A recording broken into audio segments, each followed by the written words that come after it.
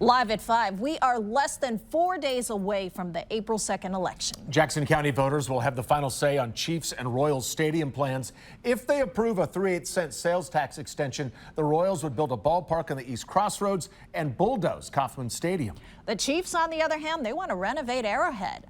The two CEOs have the same cause, one that's still drawing attention, asking for a combined $1.7 billion over 4 decades. Both spoke with KCTV5's Ryan Hennessy, who's live at Arrowhead with a final pitch to voters. So, Ryan, how are the two feeling about the vote coming up next Tuesday?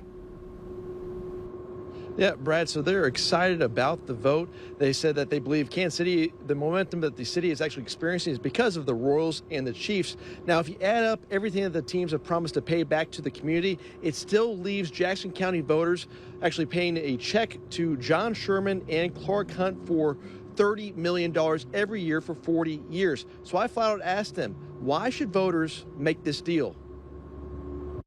The things that this does for the city, when you think about power and light and helping existing city assets, you think about the extension, putting the lid on 670 and quieting that freeway down and making that a beautiful park. It's transformational. The two teams together have an annual economic impact of almost $1.5 billion. I know in the case of the Chiefs that supports 6,000 jobs, and events like the NFL Draft and the 2026 World Cup don't come to Kansas City without a modern Arrowhead Stadium. The change of plans, keeping Oak Street open, was that strategic at all to sway more voters? We just came to the realization that was listening to the neighborhood, listening to the community, and it will not alter materially. We may have to move the stadium over a little bit toward Graham, but not much at all. The question I have for you, John, is what will the deals look like for the businesses in the Crossroads? The idea is that we'll keep them whole, whether it's tenant improvements, relocation, temporary quarters, depending upon what some of them want to stay in the Crossroads. Some of them want to take this opportunity to go somewhere else because of the, it all depends on their business.